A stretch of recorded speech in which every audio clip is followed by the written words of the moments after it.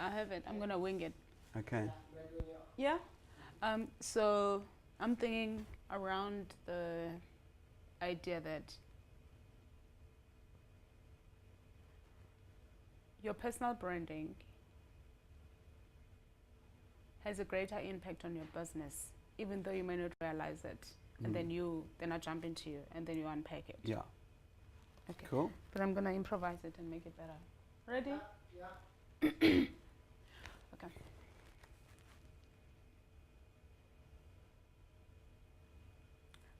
Okay. I'm trying to sound clever. Maybe I shouldn't.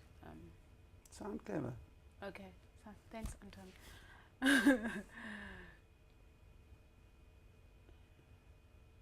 I'm trying to think of like you are the representative of your business, or your personal brand represents your business. There's No? there's a saying that people buy you before they buy your business. Thanks. I was looking for something like that. There we go. Yeah?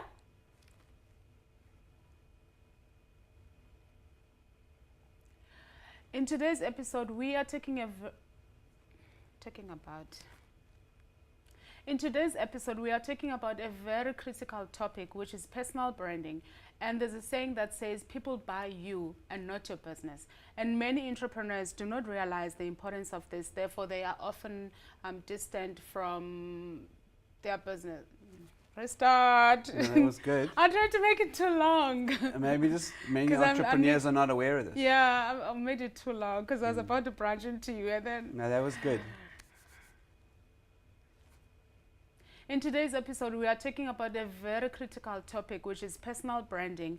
And there's a saying, no, one last time. In today's episode, we are talking about a very critical topic, which is personal branding. And there's a saying that goes, people buy you and not your business. Okay.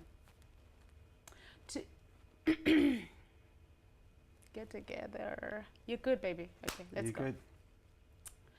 In today's episode, we are talking about a very critical topic, which is personal branding. And there's a saying that goes, people buy you and they do not buy your business. And many entrepreneurs may not know or may not realize this or the connection between your personal branding and your business. Welcome, Anton. Thank you. And please unpack this topic for us. Why is it critical, or what is the link between your personal branding and your business, or the impact thereof? I think when we talk personal branding, we basically mean how you carry yourself, how people perceive you, how you present yourself to the world. What are you all about as an individual? And I think that, like you said, it's very seldom that entrepreneurs make the connection between their success in business and their personal branding, their personalities, how they behave, how they act towards people, what type of personalities they have. And the reason why it's so compelling is because although it's a cliche, and we've heard it a million times before, the truth is that people do business with other people that they like and they trust. Yeah. It's as fundamental as time itself. Since the beginnings of entrepreneurship and business and exchanging of goods and services, you generally gravitate towards doing business with someone that you like. If you think about your own experiences, the types of restaurants you'll support, the types of shops you'll go into, usually it's because you like the people working there or they acknowledge you as an individual. Their personal branding is effective, and it's something that you resonate towards. And as a business owner, where do you start? I know you're talking about how you present yourself. Does this mean you physically or the online persona? As we know, we have two lives now that we're juggling. I think where do they start? It's probably a bit of both, but I would start with you as the individual. And because I do a lot of coaching with entrepreneurs, this is often the sort of stuff we work on. Examples would be your confidence levels. So are you confident enough to sort of walk into a room and pitch your idea? Yes. Or are you a wallflower who mumbles and doesn't look anyone in the eye and can't really get people on board? Or are you the other extreme where you're so confident that you put people off? You put people off because you kind of know it all and you talk down other people's ideas. And I think that, these are our this is our personalities. We can't necessarily change them Yeah. and be false or be fake or not present who we really are. But what we do need to be conscious of is that these personalities that we project are ultimately going to determine our success in business. And by way of an example, you know, when you have to pitch, we all hear the elevator pitch. Yes. When you've got to do an elevator pitch, you know, and you've got the ear of that potential buyer or that potential CEO who you really want to see and want to meet, Investor. you know, are you confident? Do you look them in the eye? Do you mumble?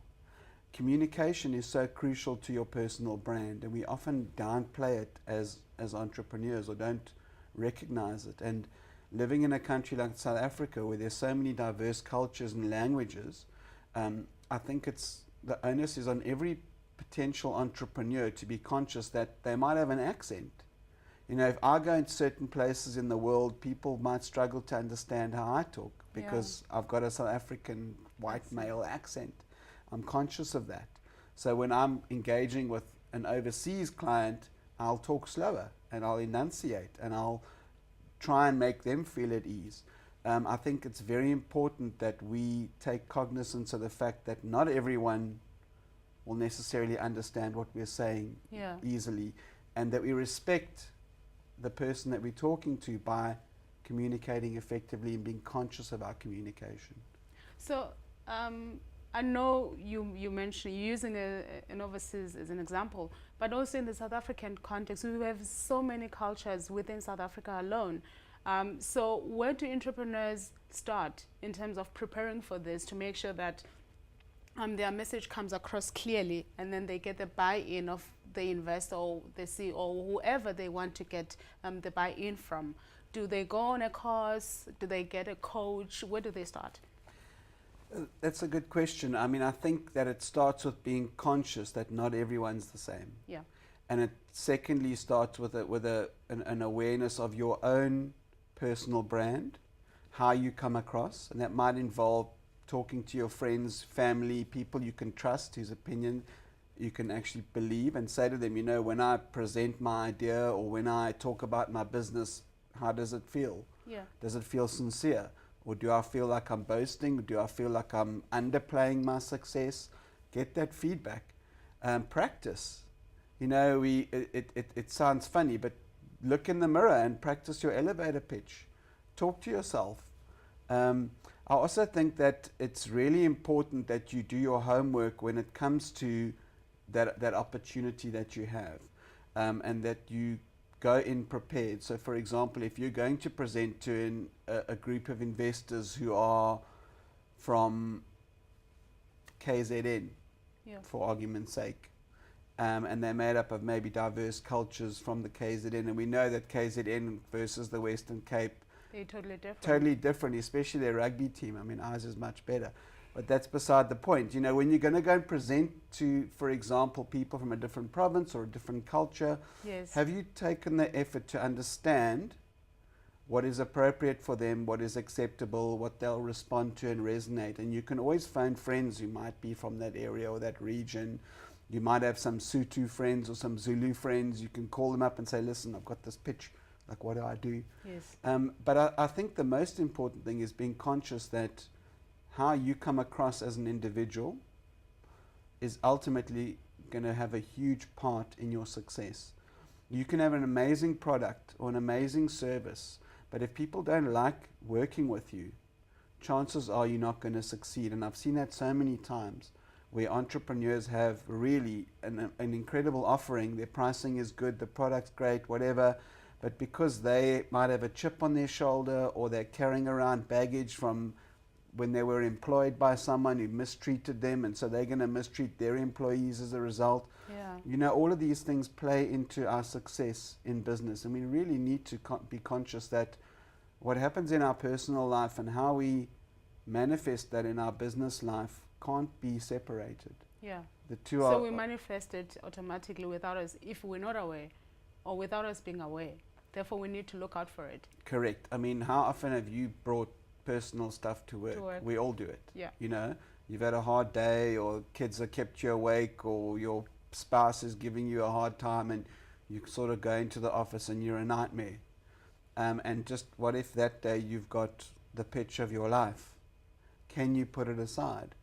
And I'm not necessarily saying that's the right approach, because you also want to be sincere. And Yes. if you're down, you're down.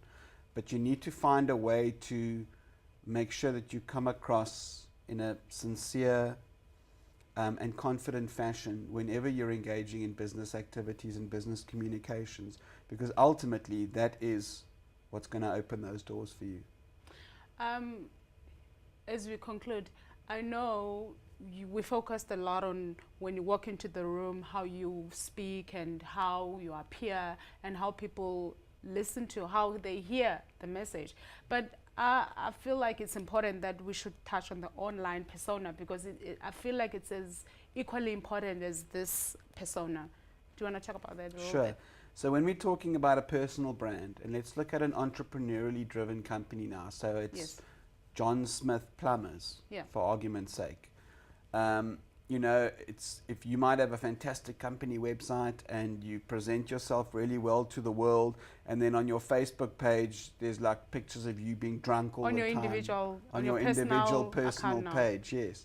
You know, being drunk and carrying old South Africa flags or something equally outrageous as that. Yeah. You know, obviously there's a disconnect then between the persona that your business puts forward Yeah. and your personal brand. And it's, although again I would say don't be false, don't change your personal brand just because you think that's what people want to perceive. Yes. Just be conscious that what you put across in an online space on a personal level will have an impact on how your business is perceived Yes. by the world at large. So again, you know, that alignment, if you can find a way to align your personal values and your personal brand with those of your business, Yeah. and that doesn't have to be serious and what, it could be fun. You know, I'm a fun guy and my business is going to be fun too. Yes. And that's what I am, and I'm unashamedly so, take it or leave it.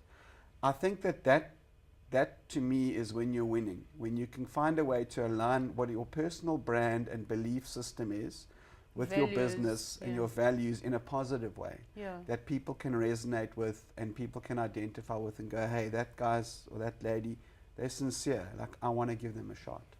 And just last point in closing, how important is consistency in terms of communicating that brand? Because it's not just about saying, yeah, I'm good, I believe in equality, for example, and then tomorrow you're saying something else.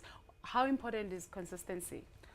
Look, I think we all probably have bad days, Yes. you know, where we're not living to our values or living to our brand, or, you know, things have happened or whatever. But I believe, to my mind, consistency and reliability, although they're sort of the non-sexy cousins of intellect and inspiration, Yeah. are probably the most important traits in terms of business success. And I know that when I look for someone either to be an employee of mine or to be a service provider, consistency and sort of sticking to what you say, Yeah. to my mind, is far more important than dazzling me on occasion and dropping the ball on another occasion. There's a lot to be said for slow and steady wins the race. You remember the tortoise and the hare. Yeah. Thank you. Cool. We're good. How long?